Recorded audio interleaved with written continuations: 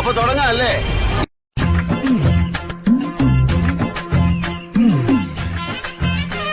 ഈ വാർദ്ധക്യത്തിലും ഇത്രയും യൗവനം കാത്തു സൂക്ഷിക്കുന്നു കാണുമ്പോ ജൂഹി ചൗളയാണ്.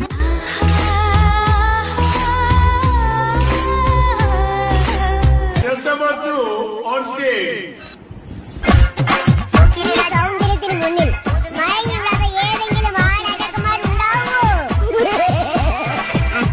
ഈ സൗന്ദര്യം എനിക്കൊരു ശാപമാവുമോ ഇട്ടുണ്ണാനും? ആയേക്കും മിക്കവാറും മഹാറാണിമാരറിഞ്ഞാലും. അല്ല ഇതാരാ? വാര്യമ്പള്ളിയിൽ മീനാക്ഷിയല്ലോ. ഞാൻ കാനഡയിൽ പോയി കുറച്ച് സ്റ്റാൻഡേർഡായി പോയതുകൊണ്ടാ നിന്റെ മുമ്പിൽ നിൽക്കയത്. എടി, നീ എന്റെ തലയിൽ കയറിയിരിക്കാൻ വന്നാലുണ്ടല്ല, അടിച്ചു തന്നെ ഷേപ്പ് ഞാൻ മാറ്റിടിപ്പില്ലേ. എന്റെ തനി സ്വഭാവം നിനക്കറിയില്ല. ഞാൻ നിന്നെക്കാളും വളരെ വളരെ മോശാടി.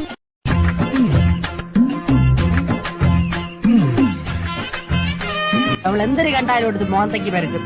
വെള്ളരിക്കേണ്ട അവള് വിടവില്ല. വെട്ടിയെടുത്ത് കണ്ണി ഒട്ടിക്കും, ക്യാരറ്റ് എടുത്ത് ചുരണ്ടും, റവ എടുത്ത് തലയത്തേക്ക്, കുളിക്കുന്നത് പയറുപൊടി തേക്കും, മോൻ കഴിവണത് ആട്ടും പാലിന്. ഓ, ചെലവോട് ചെലവ്.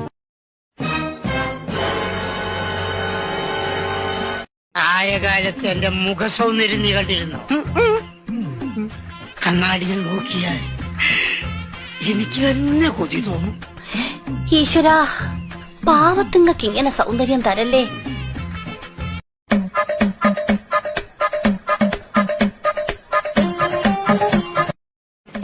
കോളേജിൽ പഠിക്കുമ്പോ പലരും എന്നെ വല വീസാൻ ശ്രമിച്ചു.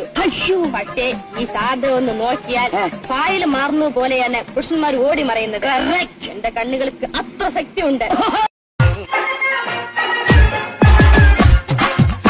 കൊഞ്ച് കുറയാനുള്ള മരുന്ന് കഴിച്ചാലോ എന്ന് ആലോചിക്കാണ് ഞാനിപ്പോ.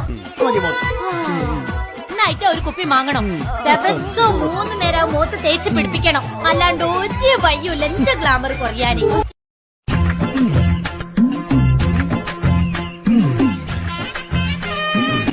ഈ നിഷ്കളങ്കമായ മുഖത്തേക്കൊന്ന് നോക്കണം.